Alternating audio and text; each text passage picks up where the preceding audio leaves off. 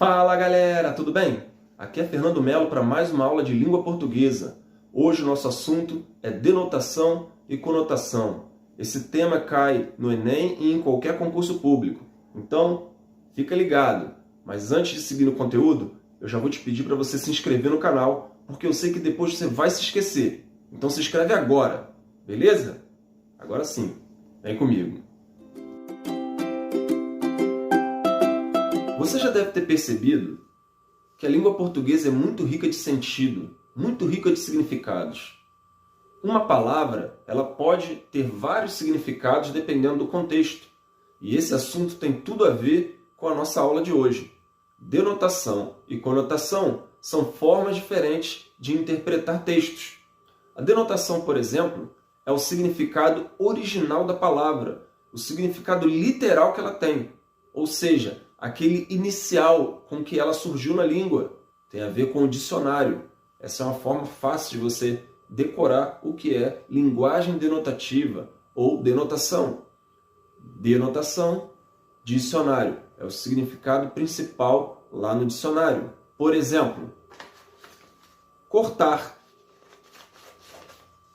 Cortar é rasgar. Estou cortando o papel. Agora imagine que eu preciso dizer o seguinte: quero cortar um caminho. Faz algum sentido? Eu vou conseguir cortar o caminho com a tesoura? Claro que não. Se refere à necessidade de pegar um atalho.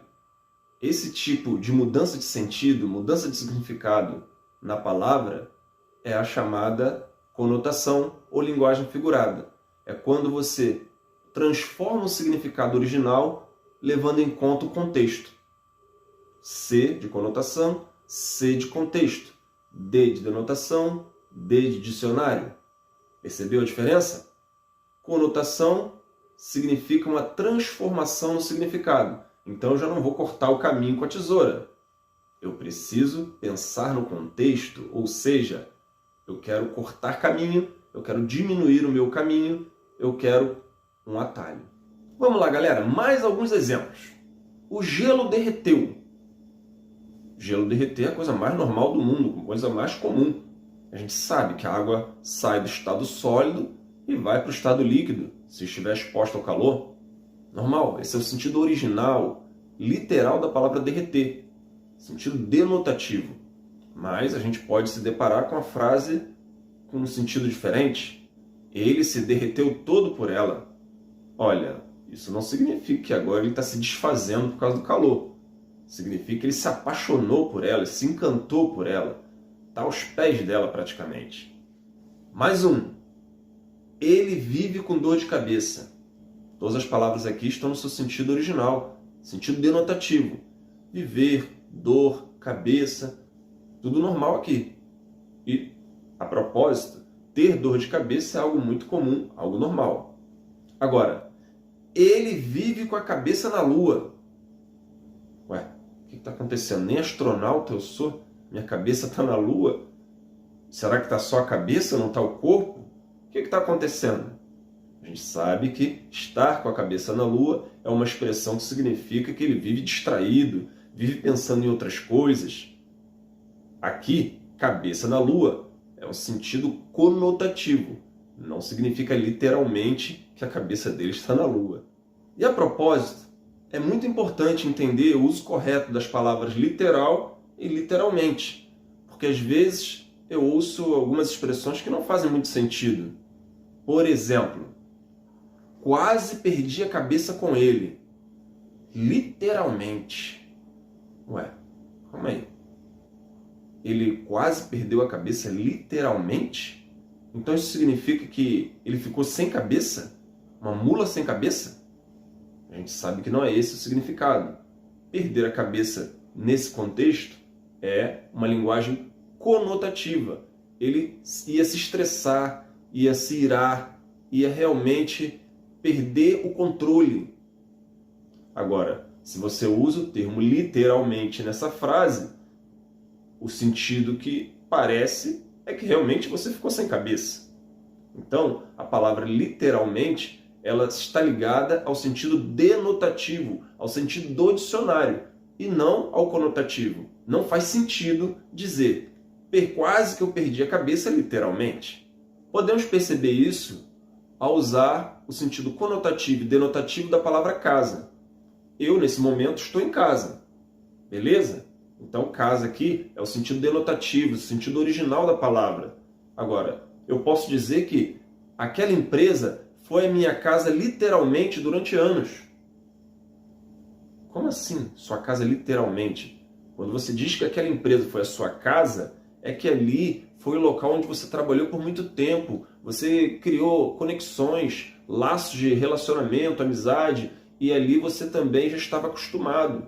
Agora, você morou ali, a sua cama, seu sofá, a sua televisão estavam ali, e você dormia no emprego todas as noites, ali você tinha encontros com a sua esposa, seu esposo, enfim. Como pode isso? A sua empresa, ou a empresa onde você trabalhou, era a sua casa literalmente? Não faz o menor sentido. Então, cuidado com essas expressões que você anda usando. Literal e literalmente. Inclusive, muitas vezes a interpretação de texto fica prejudicada porque não fazemos a distinção correta entre o que é literal e o que é figurado, entre o que tem um sentido original e aquele que é modificado. Entender essas nuances, entender essas diferenças faz todo o sentido na leitura do texto. Inclusive, se você quer se aprimorar na interpretação de texto, é só você olhar aqui a descrição do vídeo que tem um material específico sobre interpretação de texto. Serve para o Enem e serve para concursos públicos. Cuidado, porque você entender a diferença entre literal e não literal, figurado e não figurado, é fundamental em todos os concursos. Imagina você não conseguir fazer a diferença entre estudamos o crânio na aula de biologia. Crânio aqui é o osso da cabeça. E a outra frase, ele é o crânio da turma. Quer dizer que é um crânio no meio da sala de aula? Não. Aqui significa que ele é o indivíduo mais inteligente da turma, aquele mais sagaz em relação à disciplina, em relação à matéria. Fazer essas diferenças na leitura é importante. Inclusive, existem gêneros textuais mais voltados para o sentido denotativo e outros que são mais voltados para o sentido conotativo, ou que são mais abertos ao sentido conotativo. Por exemplo, o texto jornalístico, ou seja, notícia, reportagem, o artigo de opinião, todos esses são textos muito objetivos e que usam predominantemente a linguagem denotativa. Já poesia, letra de música, você tem crônicas, textos literários de uma maneira geral, assim como também a propaganda, usam muito a linguagem figurada, usam muito a polissemia, usam muito o duplo sentido e, para isso, lançam mão da conotação. Então, preste atenção porque na hora de você escrever um texto, você precisa saber o que esse gênero textual permite que você faça. Qual a abertura dele para o tipo de linguagem. E aí você precisa saber dominar tanto a linguagem conotativa quanto a linguagem denotativa. E outra coisa muito importante em relação a esse assunto é que ele se relaciona diretamente às figuras de linguagem, que é outro tema muito importante nessas provas de concurso e na prova do Enem também. Por exemplo, morro de medo de cachorro. Quer dizer que apareceu um cachorro, morri. É assim? Claro que não. Morrer no sentido denotativo é de fato você perder a vida e você ser enterrado. Agora, morrer de medo é uma intensificação da ideia do medo. Ou seja, é uma figura de linguagem chamada hipérbole. Você aumentou esse medo de uma maneira exagerada. Isso é uma figura de linguagem.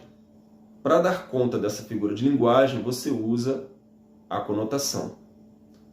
Eu acho que você entendeu a diferença entre conotação e denotação. Mas preste atenção, um resumo rápido. Denotação, a linguagem objetiva, com sentido original, literal do dicionário, o sentido primário que a palavra tem. Conotação, linguagem figurada, muda conforme o contexto e tem a ver com um sentido modificado da palavra. Se você entendeu, se você gostou dessa aula, se você quer mais conteúdo como esse, deixa o seu like aí, se inscreve no canal, me ajuda nesse processo, porque eu também quero te ajudar. Vamos junto!